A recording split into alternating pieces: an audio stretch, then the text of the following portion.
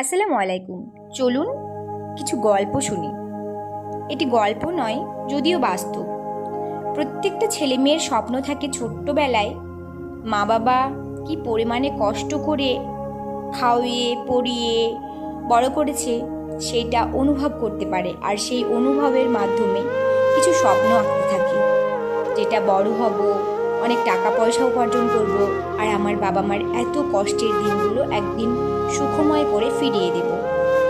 কিন্তু ছেলে মেয়েরা বড় হয়ে কয়জন আমরা পেরেছি বাবা মায়ের কষ্টগুলো ভুলে ফিরিয়ে দিতে, সুখময় করে পারিনি।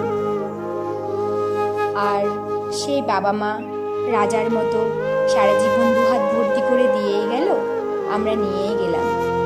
বাবা মার জন্য আমরা কিছুই করতে পারলাম না, সত্যি আফসোস থেকেই গেল।